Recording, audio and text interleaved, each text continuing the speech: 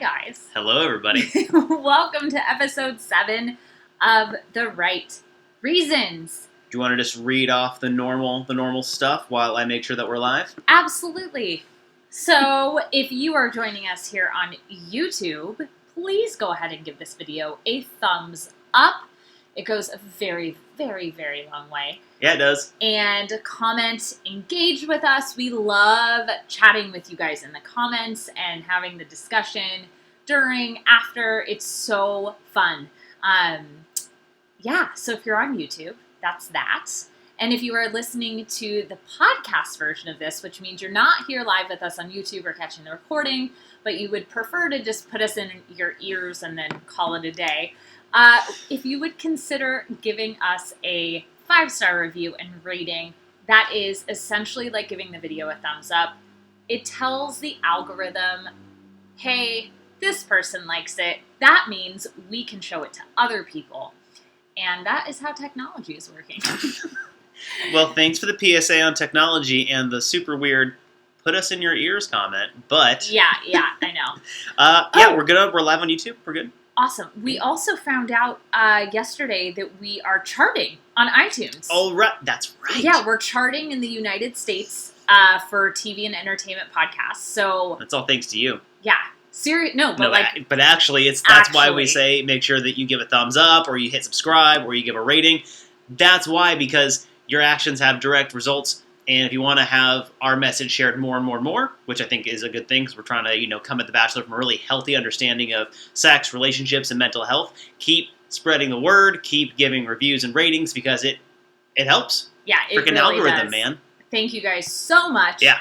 So with all of that being said, I am ready to get into this week's episode. I'm also ready for Luke to go home. I'm ready for so many things that did not involve what happened in this episode. So, usually we will be enjoying a good glass of wine while watching the show because it's fun, right? Watching The Bachelor together started as a form of self-care, and then it's turned into what it is now for us. But we like, have a glass of wine. Last night was the first time I felt like I needed the wine to finish the episode. Maybe that's me, but I gotta be honest, I'm having a hard time staying positive about this season. I like doing this show. This will keep going. This season, however, I'm so excited for Bachelor in Paradise just so I don't have to have the same conversation every goddamn week.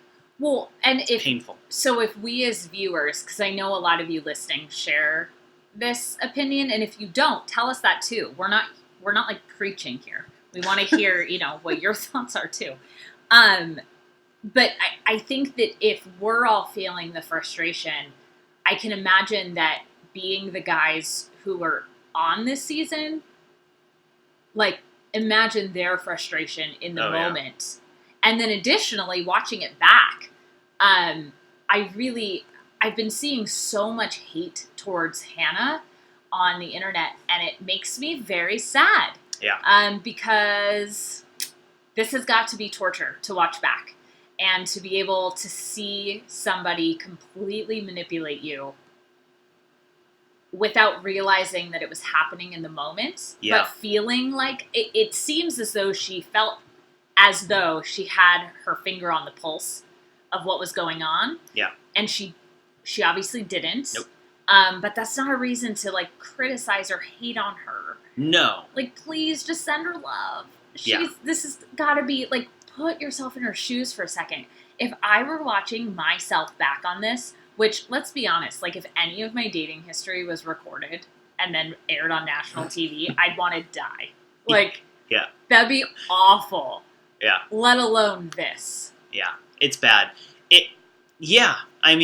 The willingness that the show has to show us Luke's manipulation in real time when he's talking to the guys and then to her and then lying to both of them and using each other to play off of one another. Watching that for her has got to be torture because, she's standing so steadfast by Luke in his opinion of what's going on, and to see it so blatantly fabricated has got to be really painful for her. And I think that this really highlights the issue that we have in our culture around victim shaming and blaming, is because Hannah's getting it from both sides. She has been very open about how critical she is of herself, Yep. and that's got to be the most painful thing to see right now, is how she has been duped up to this point, and how the show, frankly, has supported and emboldened it. So, anyway, let's actually get into reviewing it. Okay, so and we'll get not into it. fucking tearing the show apart. Again, if you're here, click the thumbs up. If you're catching the recording, click the thumbs up. Let us know that you're here. Say hi. Brandon, who's here with us live, says, I hope it was good in the windmill. She's earned it. Brandon, I am so excited to hear this windmill story. Me too. There were so many spoilers. I don't know if you guys look at Reddit in the Bachelor subreddit, but I do. And it's like a minefield right now. it is literally a minefield. I'm still unspoiled, which, like, knock on wood, like, throw the salt. Yeah. I'm so proud that I'm still unspoiled. But holy moly, it's so hard. And the headlines are like, want to know what happened in the windmill? Click here. And I'm like, I want to know, but I don't want to know. Yeah, I had practicing patience. I had to unsubscribe from that subreddit and then avoid it at all costs, because, I mean, I came very close to spoiling last season. We're doing Colton's, and it's just, I don't want to, it's too dangerous, and I'm too absent-minded of a clicker. I'm a very conscious clicker. Very absent-minded. Therefore, I am still unspoiled. Hashtag conscious clicker. Okay. That is something, I like that. Let's get into this. So we start off the episode in the Netherlands, specifically Amsterdam. Love it. And she reminds us that it is the week before hometowns, which is unbelievable. I feel as though we went from, or it feels like as a viewer, that we went from chaos in a group to like, holy shit, this is the last group date and we're going into hometowns. Yeah, honestly, so much of this show has been taken up by the same Luke P. bullshit back and forth that honestly, it kind of feels like they just left the mansion in LA and they're like, we're in Europe for the first time. And now we're going home. Honestly, I mean, that plays into the larger issue at hand for the entire season. But they're in Amsterdam. Amsterdam is beautiful and super fun, and a lot of flower themes for this date. A lot of flowers. The name of this episode is Bologna, by the way. We'll get into that. But I remember that we have the flowers over here. Which is, by the way, how you spell... This is the food. Bologna. Like the actual food bologna. Yeah. Okay, so Hannah is walking through the flowers, which looked really fun. Flower farms. She looked gorgeous, as did the flowers. And then they show some B-roll of the guys walking through Amsterdam, and I actually made Kyle pause it, and I put up on our Right Reasons Instagram account. I don't know if you guys caught this, but Luke is like, so all the guys are walking together, like, filming, and Luke is, like, back in the corner by himself. Yeah. Looking around. No one wants to be around this guy, which, for good reason, the way that he's presenting himself. Yeah. So, she mentions she's been holding back a lot. And that's also something that we've heard really consistently, almost every episode for the last 2 or 3, I think, has been her saying, I've been holding back, I'm ready to open up more. And I'm ready for the drama to be past us. Right. Those and yet, two things. The same thing keeps happening, where they try to move forward, she tries to open up, and then the drama catches up because the person who's creating the drama is still there. Yes, and Brandon made a really good point here. He says, thankful the guys won't have to deal with Luke again from here on out. They're pretty much one-on-ones now. Exactly. Right. So moving forward, the only time that they'll be together is at the rose ceremonies. And it'll be interesting to see how the dynamics change when this is not at play. Right. I'm personally very excited about it, as I'm sure they are too. Yeah, I'm curious to see what happens. So she shows up to the guys, they're all hanging out waiting for her, and Mike does the thing that he always does, and he beats out all the other guys on seeing her and saying something positive immediately. It's fantastic. Mike. I love Mike. So Hannah approaches them, and she sounds like shit too. She's and Mike sick. looks so concerned. He's like not smiling. He's like, "What's going on? Something's wrong." They ask her if she's sick. She's like, "No, I'm fine." And sorry, the siren, New York City. What are you gonna do? And she's clearly sick because later on in the episode, they're like, "Oh, you're feeling better." She's like, "Yeah, I have a voice now." Yeah. I don't know why she just didn't say she was sick to begin with. But I was reading Ali Fidotowski's recap, which had some issues with, but that's not what we talk about here. That's why we do this show.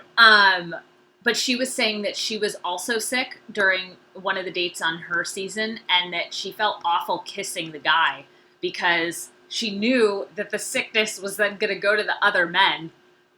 That's pretty bad. Right? Like, you just know. So that was an interesting take. So we jumped right into a one-on-one date. Yeah, she just pulls Jed right away, and they go off. And, which is, we're sticking with, we talked about last episode, there was some speculation and some rumors going around about Jed, and we are doing our best to continue watching this as if we are only seeing it without any outside understanding of what's going on.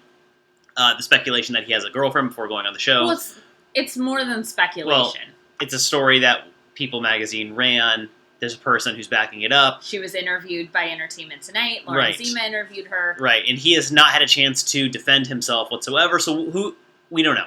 We'll see what happens. But they get more one-on-one time, and at this point, Luke says some dumb shit, and then Tyler calls him out immediately as being the one to create issues to prevent the other men from getting time with her. And he says, now, I don't know if he said the phrase wrong, but if he didn't, then this is some spot-on flower puns for a flower-themed episode. He says, why don't you just nip it in the bud right now? I think he said nip it in the butt, which is an incorrect use of the term. I'm pretty sure he said butt. But nip it in the bud is it's a gardening pruning term for flowers. And if he actually said that, then Tyler, spot on. Consistent favorite. It's amazing. I know. So Jed and Hannah go on their date. They're exploring the city. They sit next to this old couple who was clearly, planted there. They had been together for 54 years. 50-something, yeah. And they say, oh, you're not from here, right? And he says, no, we're English. And Hannah's face was like, we're American. We're not English. I think he meant to say, we speak English. I think that he was trying to, I don't know. That was super weird. Stupid. And almost all the words that he said for the entire first part of the date was right then, because they just make out. Yeah, it was just kissing. It's like he didn't have his guitar, so therefore they had to kiss and fill the time instead of the music filling the time. But I was very glad he didn't have his guitar. And I wrote down, I could not tell if it was editing or if it was my perception of him with the knowledge of the story run by E.T. and People, but it seemed like he was being more bullshitty than usual. And I honestly could not tell you if it's because my perception has changed based on everything that's going around. Right. Or if they went back and changed the editing. Right. Because there are some theories that the whole reason why we had that recap week was because they were changing the editing. But again, because we're not spoiled, we could sound really dumb right now. I don't know. Yeah. But we choose to watch this unspoiled. So it was just weird. It just, I don't know. Something about the way he was talking, the things he was saying, it just felt slightly, not inauthentic, because part of it seem, I don't know. It was weird, and maybe it's the outside influence on this. Yeah, so either way. Hannah tells him that it's really hard to have feelings developing for him and then have to, switch relationships, which was really refreshing to hear. Yeah. I feel like this is the first time in a while that we've actually heard from the lead, it is hard to compartmentalize my feelings and have feelings for you and then go tell somebody else. And she says, her quote was, "It's always been hard for me to articulate my feelings." Yeah, and here's the thing. It's not just you, Hannah.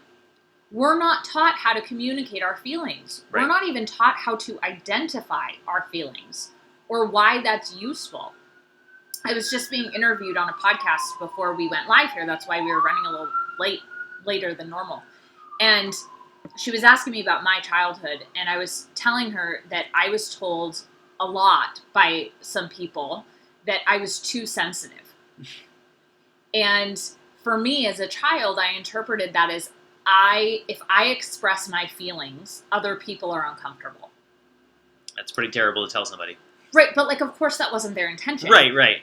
So my point being is that not only are we not taught how to do it, but we're also told things as kids, whether it's quote unquote man up, boys don't cry, or, you're too emotional, whatever it may be. And then we carry that into adulthood where emotions are what connect us. Emotions drive our behavior, they drive our thoughts, they drive everything. Mm-hmm. And so it's really hard to have any relationship, let alone a romantic one, when we can't share our feelings. That's kind of why we started our company. But when she said it's always been hard for me to articulate my feelings, I was like, yeah, because we're not taught how. So Right. of course. And who's to say with the pageant background how much worse of a variation she got of that like set of instructions? You know what I mean? Mm-hmm. Like, don't show emotion when you're on like up there on the stage. Who's to say? Right. So she says that Jed is worth her trying for, and then Yeah. we go to commercial. We get a date card drop off while Jed and Hannah are on the dinner portion of the date. Tyler gets a one-on-one, and Connor's very sad. Yeah, the date card says, "Will you ride into the sunset with me?" I was very excited that Tyler got another date. Connor was not. Connor was not happy. So we go back to the dinner. There's more making out. And Jed goes on to say, this is one of the best days he has ever had. The issue with that is that I don't believe it because all we saw is them making out. Maybe she is such a good kisser that it is literally the best day that he's ever had. But since we've seen nothing about him, nothing about what they did, and no information about their conversations, why would I care if he thinks it's the best day he's ever had? Because there's no evidence to back that up other than gratuitous, wet, sloppy kissing sounds, which, gross. Yeah, I really wish that we got to see more of their conversations because Right. it was so similar with, oh my gosh. Oh, brain. Uh-oh. Don't fail me now. Guy or Rachel girl? and Brian. Oh, Similar yeah. to Rachel and Brian, when Rachel chose Brian over Peter, it was like outrage, right? Same thing when Ari went and chose Lauren over Becca after Right. picking Becca. Better It for was everybody, like, though. what? But there's so much that we don't see. And so, Rachel Lindsay has talked a lot about how her conversations with Brian were not aired. It was essentially his narrative was they make out a lot and they're super physically attracted to each other, which is true, but it's and, not or, right? So they were making out a lot and having great conversations, according to her. So as viewers, we were all like, what? She picked the guy that she just had physical chemistry with, but not the guy who she Right. had the emotional connection with, even though Right. she had both. So Well, and that also Yeah. plays into the fact that screen time has been the Luke P show, which someone later on calls it that on this episode, and I really appreciate it because they've dedicated so much screen time to this bullshit that maybe we're losing out on why Jed thinks it's the best day ever. And a lot of his backstory, because other than music and kissing, I don't know anything about him. In fact, I know more about him thanks to People Magazine than the actual show in which he is a contestant on. I mean, So see, there's... it's the same with Hannah. Oh, no, absolutely. I Like- still don't know what she actually wants in life besides a husband. Like, And kids. for herself. Oh, yeah, kids also. Right, but like what? But, like, Like even what's with your deal? Colton. What kind of food do you like? You Even like with spicy Colton, food? we understood a little bit more Yeah. about what he wanted. Like we understood his charity. His reason for doing what he does, we got that. He's really, impassioned about kids, like, wants to take care of. That's awesome. We don't know anything about Hannah. So, So frustrating. however, now we transition into a conversation that is actually really healthy. Yes. And I want to honor this moment because I was like, I paused it and I was like, Kyle, oh my God, that was such a healthy dialogue. Granted, it was like one back and forth, but it was this moment where it was so honest and it was so healthy. So I really want to honor it for like best open dialogue. So Hannah says that to Jed, she says that, by the way, his facial hair did look good like this. I thought that he looked kind of cute. Again, trying to put the other stuff separate. Although his head is shaped. I know this sounds really mean. Okay. Let me just preface this. I don't like talking about people's appearances because, like, we can't control. My head's shaped weird. One of my eyes goes weird when I smile. Like, we all have weird shit. Your eyes goes weird. Yeah, when I smile in photos, one of my eyes gets, like, really small compared to the other one. I've not noticed this. Now you will, moving forward. So, but Jed's head. Is it like, weird shaped? Yeah, it, like, goes in, like, smaller here, and then it, like, comes out right here. I felt like he went to like, I think at this point, are they still styling themselves, like, before they go to the final? Of course like, they are. All the I contestants feel like style he was themselves the whole looking time. in the mirror and he's like, I want to look like Garrett. And did the facial hair and the side shave and the hair up I thing. didn't get that. That's His styling, interesting. his facial hair and head hair, that sounds weird. Okay, I digress. Let me get back to the healthy moment of conversation. So, Hannah says to Jed, I want to be open. I have feelings for multiple people here, and I don't know what to do. Yep. So this is her telling him, I like you. I also like other people. I don't know how to handle that. Because, I mean, in real life, outside of The Bachelor, it's possible to absolutely fall for 2 people at once, maybe even 3. But, like, the chances of really having that happen are a bit slim just because of how life is. Like, you're not developing relationships simultaneously as in the container as you are in The Bachelor. Right. So, she says, hold on. Sorry, we got new phones, and I'm not used to this Face ID thing. So this is fantastic. So then Jed responds to her with, sometimes in relationships, you have to hear things that you don't like. And that's what I want to do. I am willing to hear things that I don't like. And I loved this acknowledgement. Like, girlfriend, no girlfriend, don't care in regards to this statement. He's right. Like, sometimes in relationships, you have to hear things that kind of suck. You have to hear that your partner's libido is low and that you may have contributed to it. Mm-hmm. You have to hear that maybe you had nothing to do with that. You have to hear that they don't like your new haircut. Like, there's a lot of things that you're going to hear, and I loved this acknowledgement.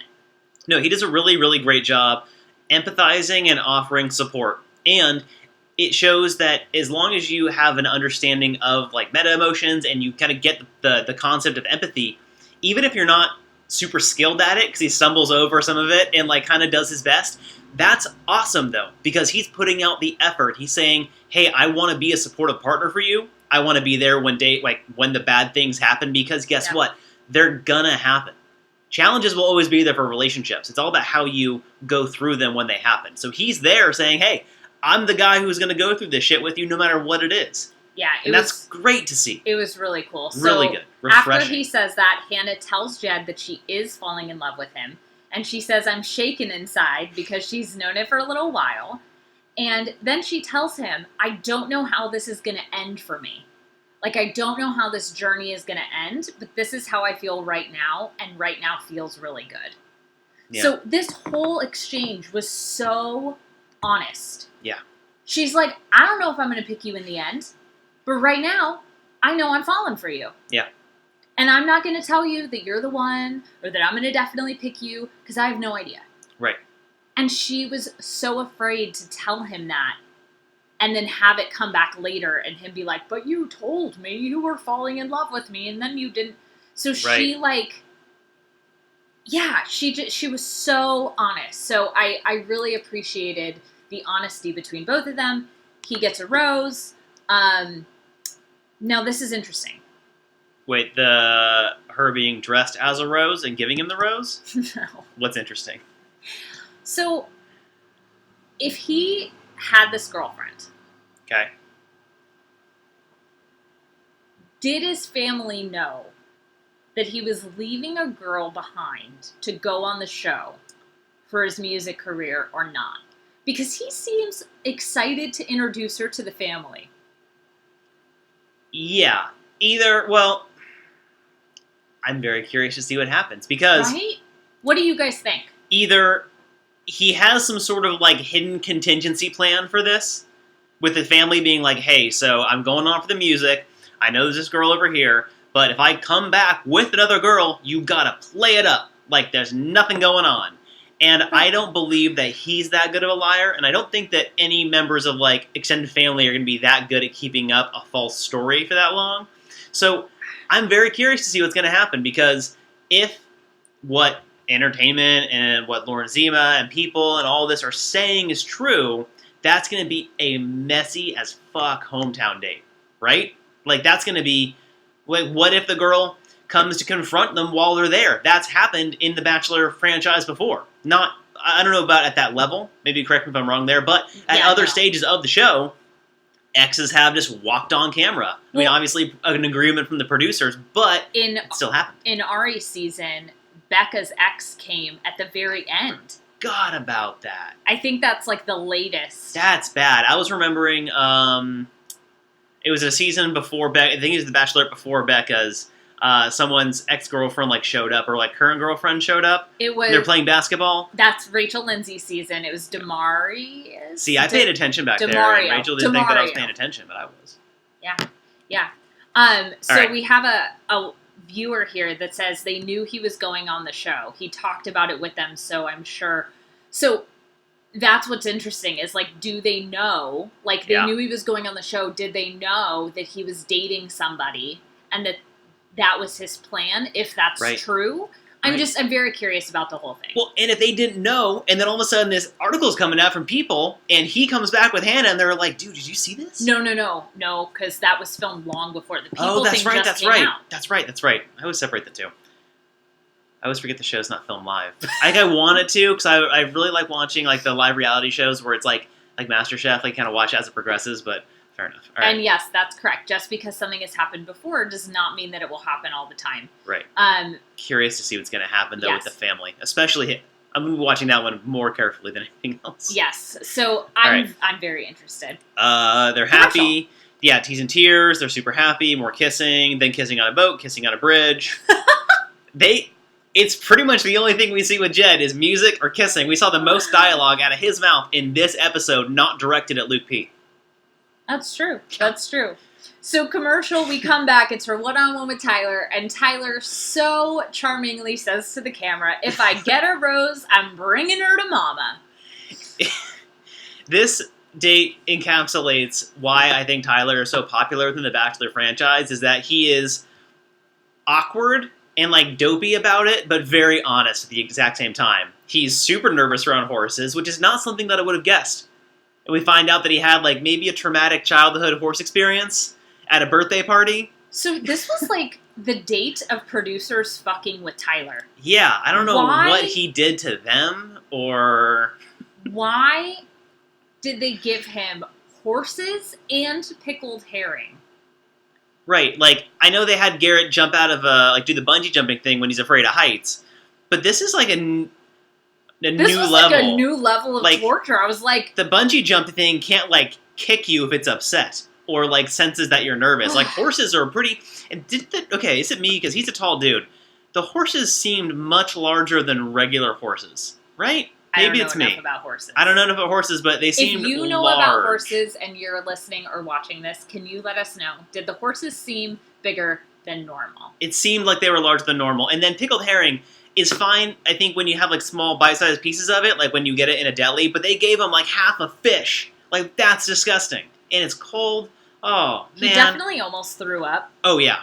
Like he was right there. I wonder if he actually did, because we get a cutback of him like leaning back up from the side of the horse. He may have actually thrown up and they didn't show it on camera, which I mean, I feel bad for him at the beginning of this date, man. All right. It was bad. So he's essentially like in his head for this whole first part, which actually makes a lot of sense. It's very humanizing. Honestly, I was glad to see Tyler not be like Mr. Perfect, because he has shown up in so many amazing ways that I was like, please have something wrong with you. Like, you're so hot. You're so kind. You're so empathic and intuitive. Can you just, like, have one flaw? And we actually got to see him, like, it was very humanizing. But they're not even flaws. No, these are things that are just, no. These are normal people things, like, don't like cold pickled fish. Cool. Okay, great. Most of us don't like it. Scared of horses, totally understandable, especially when they're giant fucking horses. Yeah. Okay. So Hannah starts asking him very targeted questions, and I appreciated this. She was taking a very similar approach that she was kind of with Luke on their date of like, no, but tell me why. Tell me more. Like, yeah, she starts getting kind of like picking at him a little bit to see how he's going to respond. Yes, and she wants to know what's going on for him. And he's having trouble essentially articulating his feelings and not making it about her, which is a subconscious defense mechanism. Right. He keeps making it like about her experiences, which in the past has served him well, but at this point it's narrowing down the field, and she wants to kind of get into the nitty-gritty of each of the guys and kind of explore who they are. Yes. And he struggles pretty openly during the daytime portion of the date before we go to commercial. Yeah, so we actually have a viewer comment I just want to address here. So I don't know, your name is not on here, so I apologize. That's cool. But our viewer says Hannah was not impressed by Tyler's wimpiness with the herring. So why, and I truly would love to have a discussion around this, why does it make someone wimpy if they don't like a food? A slimy, cold, like vinegar-soaked. I mean, okay, objectively, yeah. Anything. Yeah. Well, and I wonder if it's... I don't love that framing of the wimpiness thing because, like, I don't know. There's some really gross foods out there to me. It's all about personal perception being less than...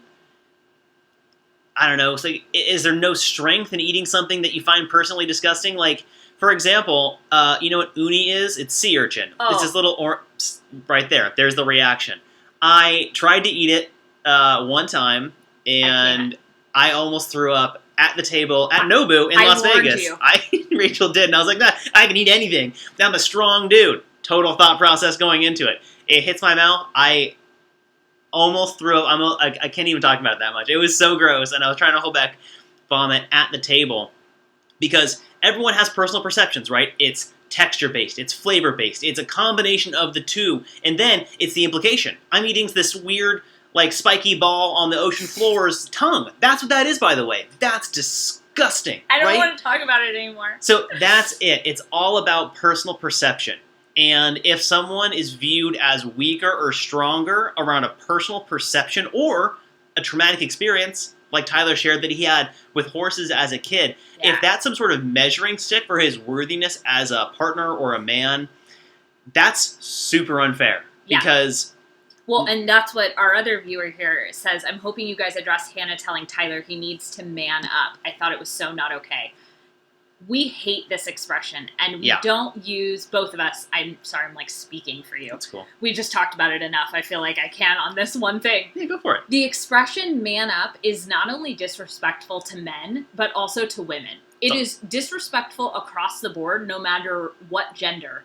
Because essentially, you're saying, like, be stronger or, like, put your feelings away. Right. So are we saying that men need to just be physically strong and put their feelings away? And right. Is that what strength is? It's not confusing okay. Because, well, it's confusing because he didn't like the fish in the horses, and so somehow that's a guide for how much of a man, in air quotes, that he is. Air quotes for you podcast listeners. Hi, YouTube people, you see air quotes. But then I think about, let's say that he goes on in life, has kids, let's say he has daughters, and then the daughters want him to wear a little crown and a tiara and makeup, which a lot of other people would say, that's not manly. So what's the guideline? It's all about individual subjective opinion, which is so, my personal thoughts and opinions, no one needs to live by those. Because guess whose they are? Mine, and I live by them. And the second that I put them on someone else, that is so disrespectful and unfair. And I used to do that when I was bartending because I would hold everyone else to my standards. And it made me a dick to everybody. Truth. It was so bad. And this situation, I understand one aspect of Hannah having that response to him. I get one aspect of it. And it was, I believe it was Demi or Elise's Instagram that I got this from. They're like, why does Hannah have to eat all the gross things on the show? She ate the bugs in the previous season that she was in. She ate the fish earlier with the guys. Maybe she's an exploratory eater, and she's okay with that kind of stuff.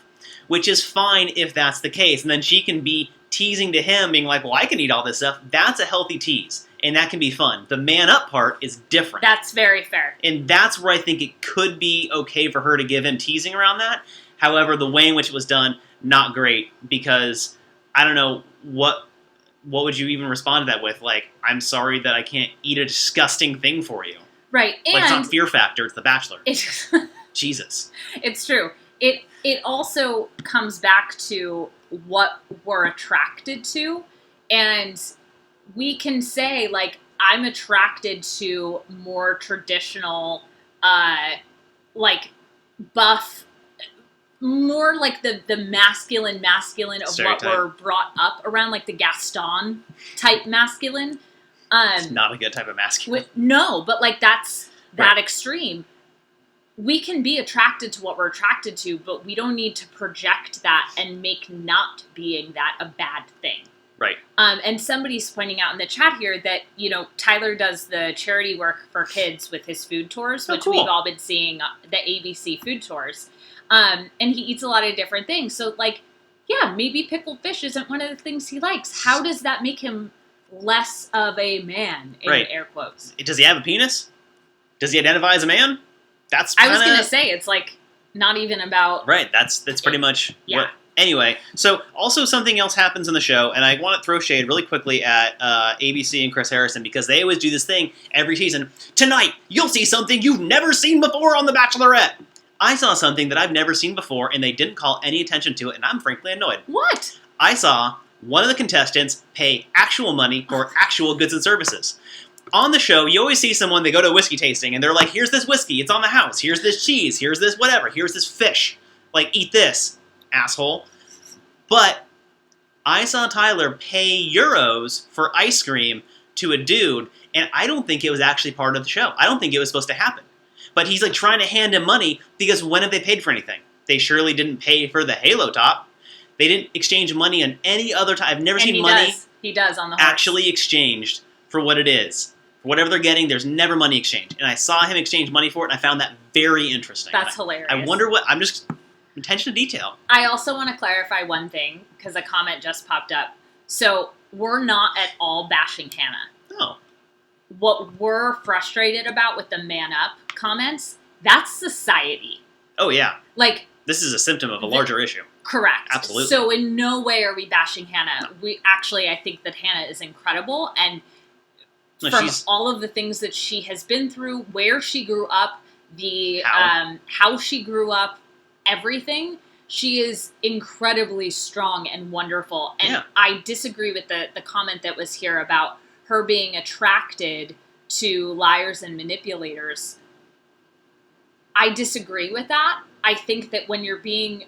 No, I know that when you're being manipulated, you don't know that you're being attracted to the manipulator, because part of good manipulation is not knowing you're being manipulated. Right. That's why victims of manipulation and emotional and psychological abuse have such a hard time seeing it until they do see it. It's like they can't know something until you know it.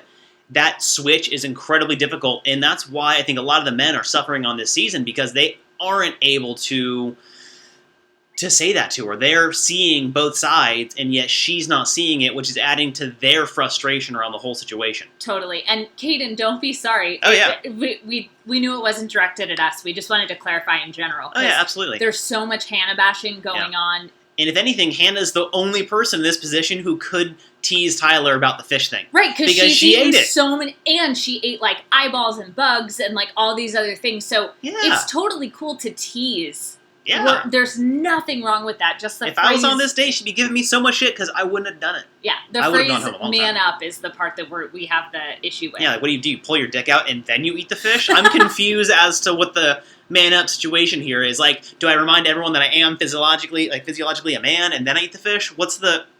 It's stupid. Okay. Moving on. So we go to commercial, we come back. She's in a very small white dress.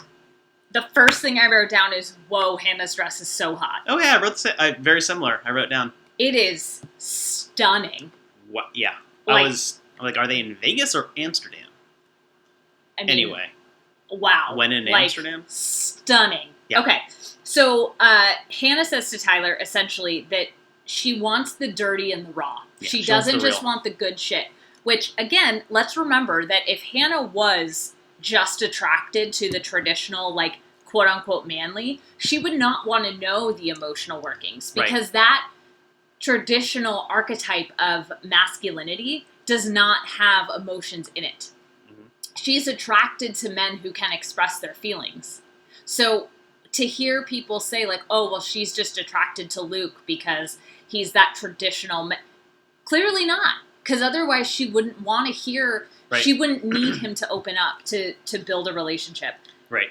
So she says she doesn't just want to see the good shit. And Tyler says he has a hard time opening up because of, and he goes on to share a story about his upbringing, his dad coming from nothing, then his dad making something, then losing it all, and essentially watching his parents' relationship disintegrate in the process of his dad losing everything. Right.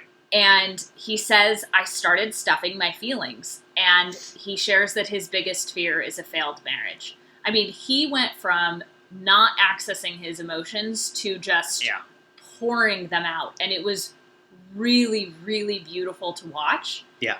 And Hannah immediately, so beautifully empathizes and shares that while her parents are still married, she says the way that they communicate is not the way that I want to communicate in my marriage. That's such a self-aware, situationally aware thing to say, too. Yeah. And this is, this debunks, like Rachel was saying, the masculine archetype thing that she, is accused of having an interest in, because his openness around fear of a relationship ending based on his parents' divorce and his fear of horses, which is fine. They're weird. They're scary. They're oddly intuitive.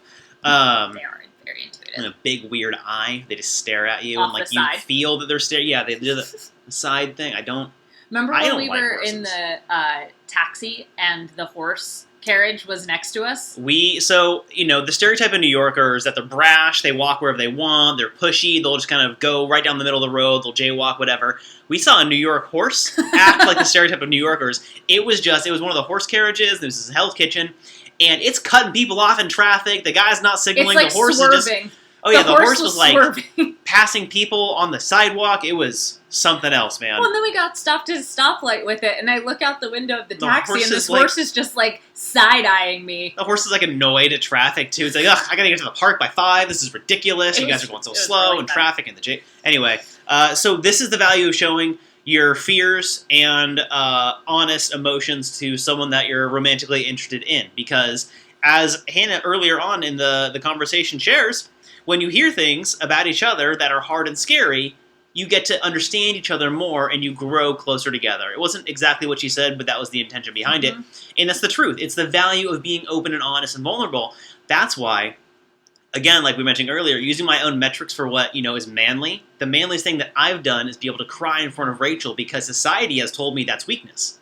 But logically, being 32 now, I can say that that's so incorrect, and it is the thing that is the hardest for me to do sometimes, but also makes me feel the strongest when I do.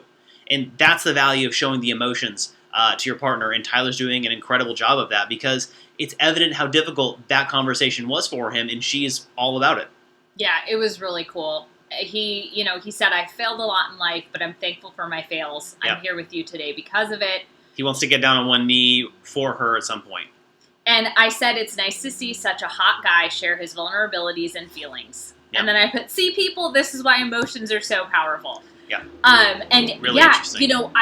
I also am curious how, somebody give us a thumbs down. Aww. Interesting. Oh, well. I'd love to know what that was for. It's okay. Oh, no, I'm just curious. What was I saying? Oh, somebody's saying in the chat about how they wonder how her parents felt revealing that. It's not a criticism. It's not saying they have shitty communication and I don't want to be like them. All she said was the way that they communicate is not the way I want to communicate. Right. Which is great. She's learning from your parent. That's what you're supposed to do. Your parents teach you stuff with the best of their abilities, and as the student and child, you learn and grow and take your own meaning from it and move on. If I communicated like my parents, I'd go crazy. Right. Right. Okay. So they make out in a horse carriage. They're happy, blah, blah, blah. Card time with the guys. Yeah. Mike gets the one-on-one date, which is, yay, Mike. And Connor looks really, really, really, really, really, really sad. He is super sad. Really sad. And he kind of gets up and sort of wants to walk away, and Peter goes to comfort him, and it's so endearing. I know. They're like Peter. the two cute. It's just, they're really sweet. Yeah. Oh, Peter. So, Tyler comes home. So we cut to commercial. Tyler comes home. Connor goes to Hannah's room, And they essentially have a conversation in which she expresses that he has kind of faded into the background. And he essentially says, well, if I had more one-on-one time with you, then that wouldn't happen. And then she's like, yeah, but like that didn't happen. Right. And, you know, my other relationships are further along. Right. I mean, and that's the thing. He got a bad hand of cards when his one-on-one time with her was offset because she was sick. He made the best out of it. And then sat in the background and sort of expected something to happen. And unfortunately, when you're in this format of show, it's all about being out there. Look at how Mike does things. He is the first one to acknowledge her when she shows up in group dates. He is the first one to go hug her on group dates. And he is the first one to provoke the guys into a round of compliments for her when she looks particularly amazing. He's standing out on group dates, of which he's been on a lot of them. Also, same with Peter.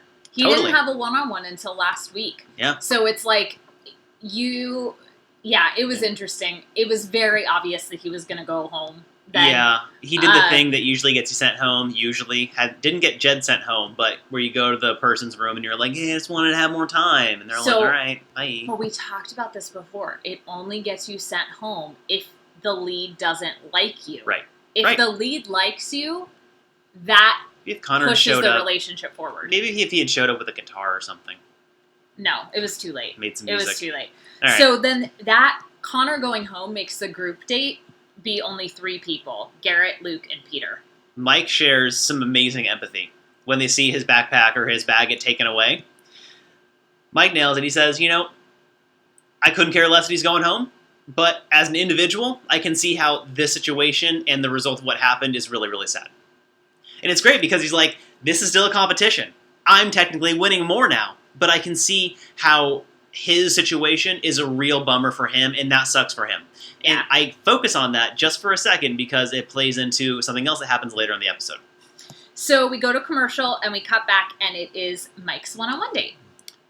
I want the cardigan he was wearing. I am a fan of cowl neck cardigans, and I really appreciated that one. Yes. They have a very lovely date. We really don't have a lot to, yeah, they do some art, they get in their underwear and get painted by a professional or something. He's very intuitive, he's very attentive, and yet it's still very clear that there's just not that chemistry between them. It's unfortunate. It's one of those things, and I don't know, you guys tell me if you've ever been in this situation, because I know I have before, where you're like, everything logically makes so much sense. Like, you're a great guy, you're attractive. Just something. And why am I not attracted to you? That's what this feels like to me. Like, she knows logically that he's such a good dude. Yep. It just wasn't there. So he gets sent home. He gets sent home. She's devastated by this. Yeah. And it's really the first time that we've seen Hannah cry for a reason that was not related to Luke or the drama around that. Or her own negative self-talk, too. Yeah. This was she was very, very upset. Something about the way she talks about on this breakup situation, I think it's indicative of the turmoil she's feeling inside, because she identifies with a painting of St. Catherine being chased by men in the scene, the way the painting is set. And I feel like I think that she's feeling very alone and very uncertain as to what to do with the format of how the show is working. And she's realizing that she's having to send people home more and more and more. It kind of reminds me of how Ben Higgins describes his time on the show of getting, it's harder and harder and harder as time goes on to send these women home. And I think that she's really feeling that, and not that it hasn't occurred to her as a criticism of her, but I think that she hasn't really conceptualized how painful it could be to send someone home like Mike. And the way that he handles this is so important, I think, because he can see something's up. He's like, hold on, you need a hug. Something's going on, and I need you to be honest with me for both of us. And then also, here's a hug. And he listens, and she says, I recognize your leadership and how you've been out in front, and I don't want to break your heart. You always mention the other women being such a priority in your life. I'm not the fourth priority in your life now. I'm not that fourth woman. He thanks her, and he's not happy, but he thanks her for being honest, and he also acknowledges how hard it was for her to say that.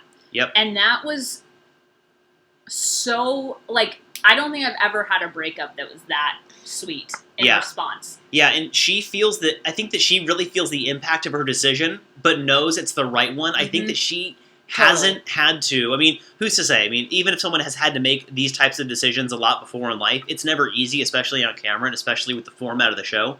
But man, it shows how much she's feeling her decisions, but also understanding that she's making the right decision for her and him. I love this comment we just got on our live chat here. Is it Bartulam? I think I'm pronouncing that right. You say, I love the fact that the focus of the men's conversation with Luke was generally focused around empathy. Their collective empathy for Connor and Mike, and then Luke's alarming lack thereof. Yeah, we'll get into that. 100%. That was totally the focus. Mike is awesome. Right. Mike for Bachelor.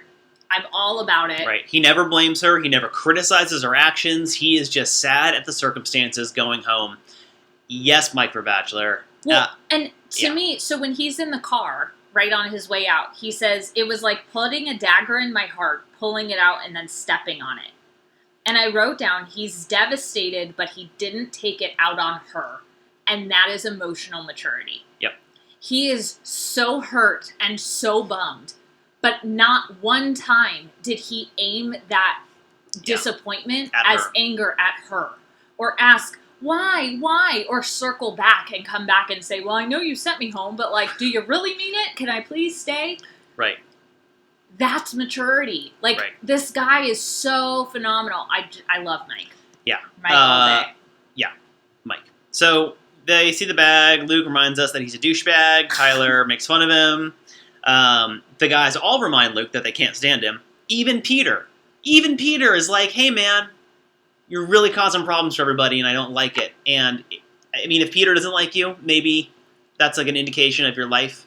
Yeah. And who you are, because Peter's like the nicest person ever, and I couldn't see him saying negative things about anyone. So at this point, though, my frustration with the episode kind of started now. So it was pretty good up until this point. Mike was the only one that I was like, does he get a rose? Is he not going to get a rose? I don't know. Like, I was truly not sure if we were going to get to Mike's hometowns. Mm-hmm. But because Connor and Mike both went home by this point in the show, we've seen previews that we know Luke is getting to Greece, which we know has to be after hometowns, right? We saw that 2 weeks ago, whenever they aired that. Right.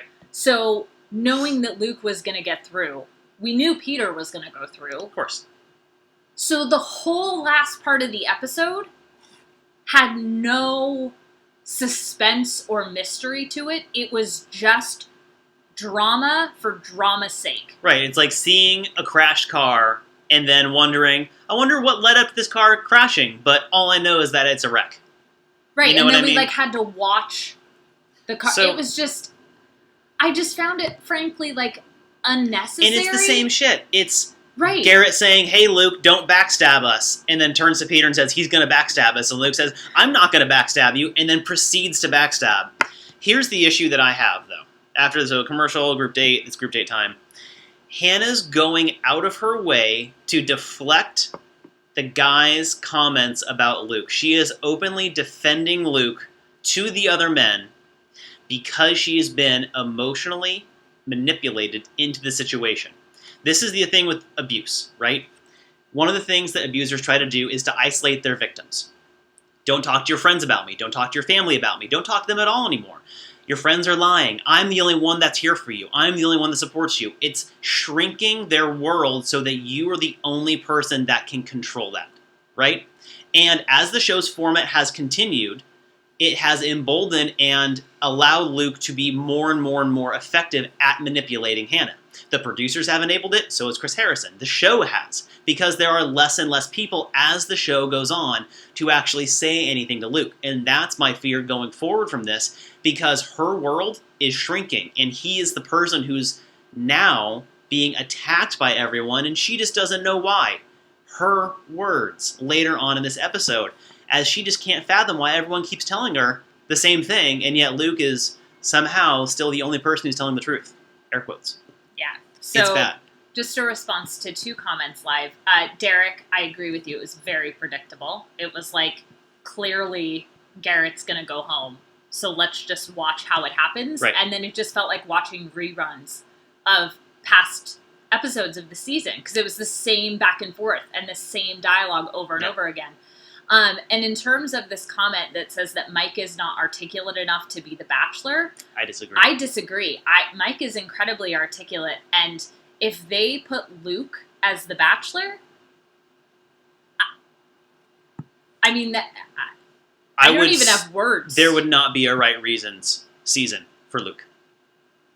Yeah, I mean, right? I wouldn't watch the show. No. And not like, oh my god, if Colton's the Bachelor, I'm so not going to watch it, and then like actually watch it. I said that. Like, Luke, also, he's not articulate enough to lead the show. No, he can't access his emotions. I want to remind us all that I don't think any of us thought that Hannah, at this point, was going to be articulate enough to lead the show. Yeah, no. So, I think that Mike would be a great lead. I also think that if Tyler does not quote-unquote win, that he would also be a great lead.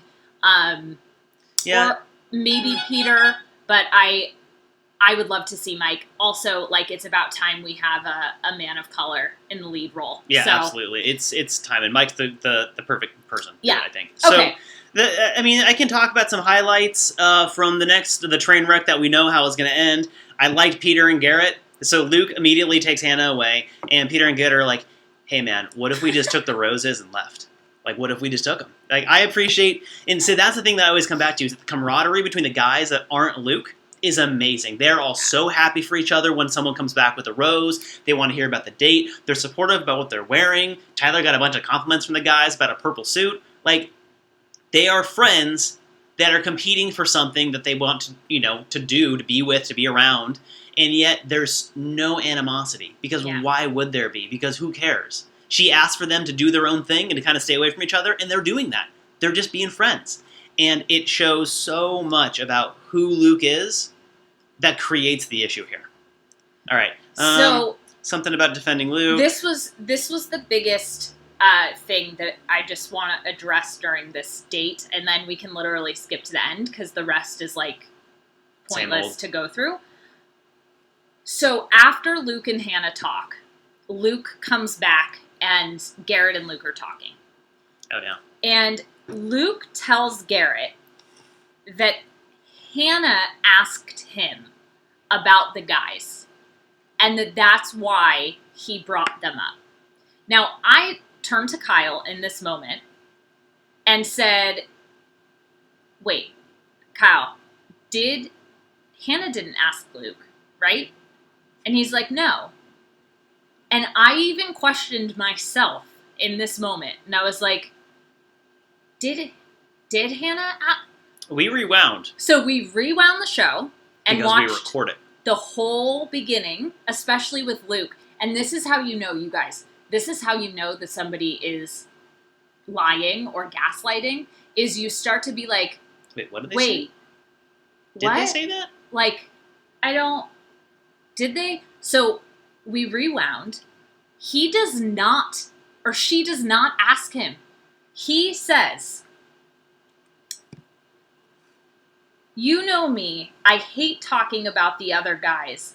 I don't need to name names, but... And then literally goes into it. So... That's the opposite of what he said, just for clarification. And then all he talks about are the other guys.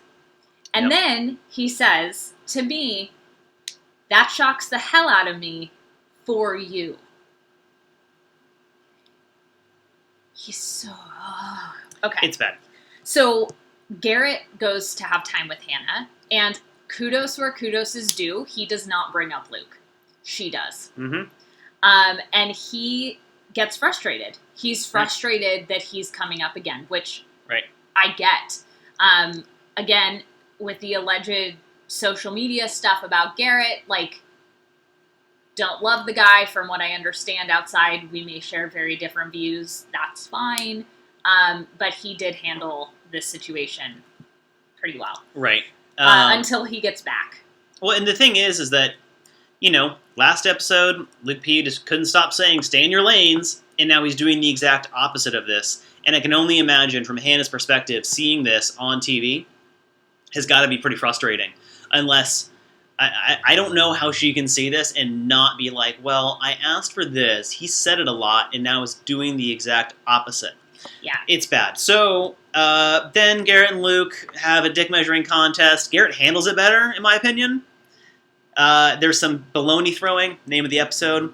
There's some baloney tossing. And Garrett... Again, maturity and articulation. Did Mike throw baloney? No. When Mike was frustrated at Luke, he articulated himself. This is your led own fault. the guys. He is so mature and articulate. He would be a brilliant lead. Yeah. Luke is emotionally abusive. Mm-hmm.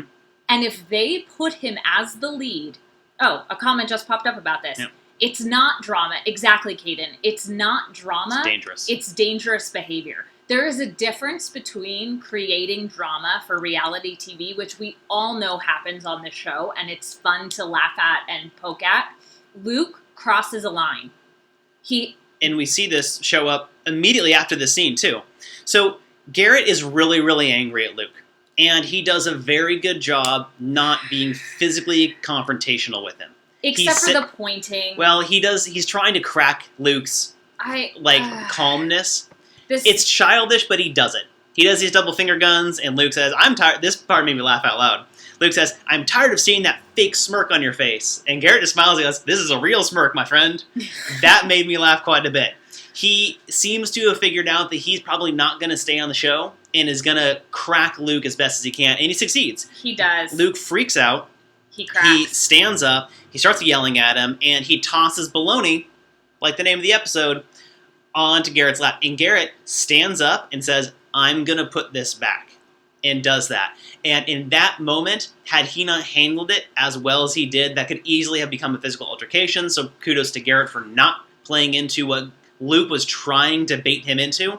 And here's what happens. Wait, was anybody else, deeply worried about the tone of Luke's voice yelling at Garrett? Oh, very aggressive. It hit a tone. We haven't heard this very tone aggressive. come out of Luke before.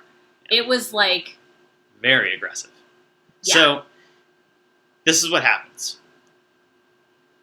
Luke leaves and goes right to find Peter, before Peter's had a chance to talk to Hannah, and starts lying. He says that Garrett was the one who threw the baloney. He starts saying a bunch of shit out of nowhere. And Peter handles this so well. Peter's like, man, you're doing this again? I haven't even talked to her yet. And now she's in a bad mood? Because of you? Are you fucking kidding me? I just want to be on this show. All he wants to do is go on a dating show to maybe get married at the end because he wants to be in a relationship. He's so exasperated with the situation, and it's good to see him frustrated openly. This is the most angry that we've seen Peter so far on the show, and it's refreshing to see him legitimately angry and be like, dude, are you seriously this? Seriously you? Because he's not paying attention to what Luke says. He's not listening to what he says. He is thinking about how Hannah is dealing with this again. And that shows me that he's thinking about her, thinking about what the other guys are doing, and he's taking it from a on her side perspective rather than you're messing my time up again. He's like, you're hurting her, and now that's going to suffer for everyone. So he does a great job. He goes up to her, and he doesn't bring any of the negativity with him. He's like, I'm happy to see you. You're hot. I like you. We have feelings. You're hot. Let's I'm hang hot. out. Let's kiss and be adorable. And guess who gets the rose? He does! So I wrote down, lock it down, pilot boy. At this point, this is like 2 glasses of wine, Anna. Lock it down. So 24 minutes of the episode remains at this point, which is about 18 minutes with commercials. So how does production let this episode be controlled by Luke longer? That's what I wrote down at this point. Why does production give him so much screen time? And I believe who it is, I forget, it might have been Garrett. Garrett calls it later on, this is the Luke P show, and it has been since day one. Yes. So then they go to dinner, they have 2 conversations, it really doesn't matter what they are. Luke finally shares with Hannah his story about his aha in the shower with God and sleeping, and sure. Fine. I'm glad that he actually told her something about himself instead of somebody else. That was great to see. The terminology he uses bothers me. Talks about fleshly desires. He pursued fleshly desires. Yeah, that's a very It's religious. It's also not something that people who aren't serial killers say. Like, I've never said that, and I'm not a serial killer. But I think more serial killers have used that term than not serial killers. Maybe So, that's me. I want to, just because we're about to end this, Luke gets the rose, Garrett goes home. Okay? Like, Yep. good. Garrett wasn't going to be her one anyway. I don't Yep. think Luke is either. God, I hope that Luke is not. And the guys are obviously upset when they come to grab his suitcase. The show ends, and we go into the preview. So before we get into the preview. One thing. Yes. Tyler nails it. He says that Luke is manipulating Hannah. He's talking to the other guys, and he's very aware of what's going on. He's like, every time he's with her, he is manipulating her as best he can to turn her against us, which is, now he's seeing her defend him in the group setting, and Tyler's onto it, which is really, really So that actually goes into what I wanted to talk about, which is this comment. There's a discussion happening in the comment section we love right now, which is amazing. Keep having, and we'll you pop guys, in later. We'll pop into Type Back, but I want to acknowledge a couple things that are being said because I think it's really important. So, oh hey Heidi, yes Heidi, Garrett was acting childish and schmug, I was going to say like a schmuck, and smug. 100%. Yeah. His behavior outside of Luke is still not okay. No. Like, one person's bad behavior doesn't make another person's bad behavior okay. The difference being is exactly what Bartulan was putting in the comment here, which is, as vomit-inducing as it was to watch, I'm glad people got to see how effectively Luke manipulates people in isolation. The quote, Luke P. doesn't know what he's doing, he's just dumb narrative is destroyed. 100%. It's very intentional. His action's going to find Peter to start building the narrative before he even gets to Hannah to undermine him and her and Garrett. That's indicative. It's 100% intentional. And the one other thing I want to address in the comments right now while we're here live is, AB, you're saying that without Luke, Hannah's season would be a 0 and that crossing lines is great TV. So I want to address the first thing. We don't know what this would be like without Luke. Because on many seasons, there's not like... There's a quote-unquote villain, but it's not this level. And there's many seasons that we love without showing emotional abuse on air. So we don't know what this would be like. We have no idea. There are many entertaining guys. Who knows who would have fallen into the villain edit, right? Like, would Cam have stuck around longer? I don't know. Oh, I would so much have preferred Cam to be on this show up to this point. So, in general, I agree with the statement that crossing lines is great TV. Yeah, of course. 100%, right? Like, Do anything that when Caitlin Bristow and Nick Viall had sex before the fantasy suite, that crossed a line. TV. That was great TV, right? Because it crossed the line of the show's constructs.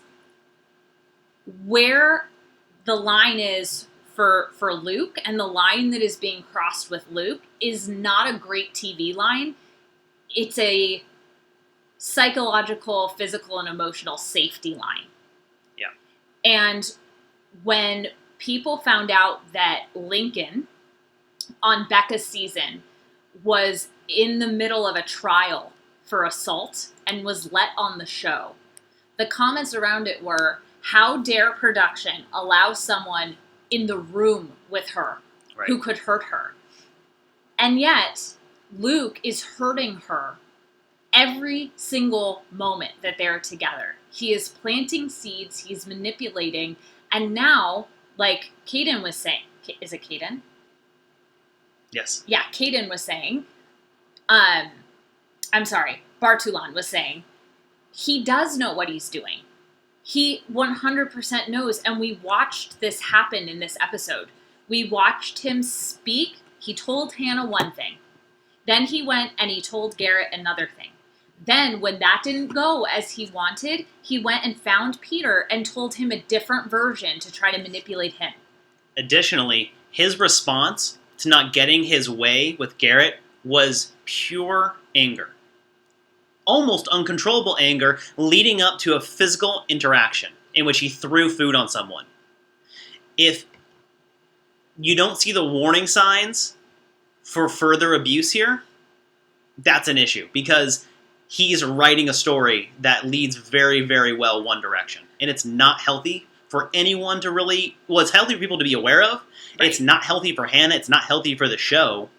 And I would very much like to see what happens at the end of this. Yeah, so I wanted to address that because I agree with this statement that crossing lines makes for good TV. Totally. Within a certain context of lines. But when it starts to put somebody's safety, whether that's emotional or physical or psychological, at risk, that's a line that's not okay to cross for anything, let alone our entertainment.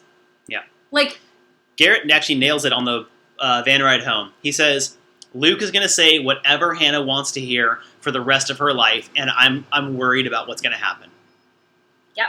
And if Garrett, who may or may not have been liking things that are anti-trans and homophobic and all that, if he's getting it,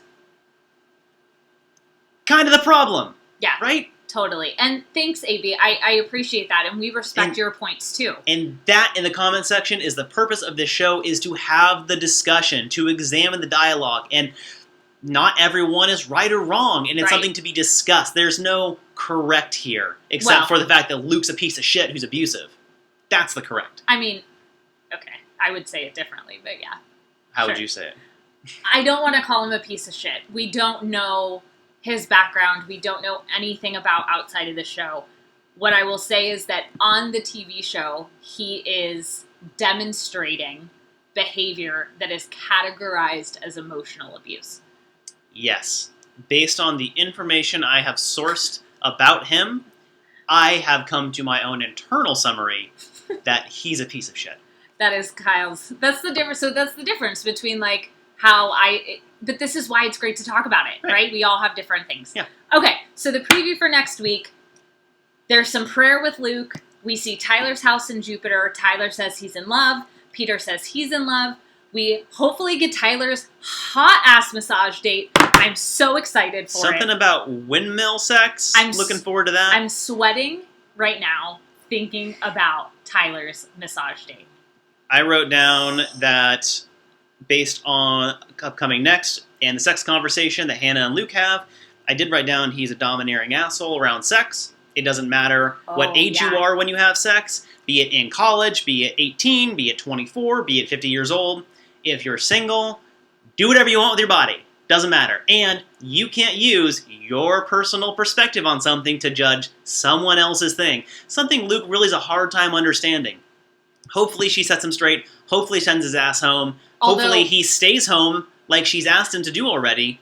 Don't forget that. She kicked him off the show. He refused to respect her in that. Yeah, no, that's true. I wanted to call to attention that that's not happening next week. That is... Oh yeah, the next one. Yeah. Fuck, I gotta keep watching this shit. So we're gonna get to see the families next week, which I'm actually interested to see Luke's family from a psychological, sociological perspective. I'm fascinated. And I'm interested, honestly, I'm excited to see all the different families. I'm excited to see the families. I'm excited to see what Jupiter, Florida is like. It's still Florida. Okay. Personal perspectives being what they are. Roses. All right. Tyler. Peter. Yep. Luke. Jed. And going home, Connor, Garrett, and Mike. Sorry, Mike. Bye, boys. Don't worry. Better things in your future, I hope. And not that Hannah's not amazing. Just better for you. Better for him. And us. So that's it. Join us next week. Yeah. Let us know what you thought of this episode. Leave comments. I love this discussion that's happening in the comments. So awesome. And we're not here to like preach and dictate. This isn't like we are talking at you. We want this to be a discussion, and we want this to be a conversation. That's the whole reason why we started this, is to look at the show through the lens of psychology and therapy and healthy relationships and all of that, but to create discussion around that. Right. Because not enough discussion happens in normal life, and the fact that we're like doing this the way we are to get the dialogue happening is something that we want to, well, it's frustrating, but it enables us to do the show, which is great. But the idea of having these conversations more and more and more in various aspects of life so encouraged, and thank you for having them around the show. Yeah, thank you for having us, whether you're watching this on YouTube Or listening. and you're here live, or you are here, what did I say earlier? Really awkward? In your ears? Yeah, if... I don't want to say what did I say? Something about, like, put us in your ears? Yeah, I don't know. It feels gross to say that. It was something like that.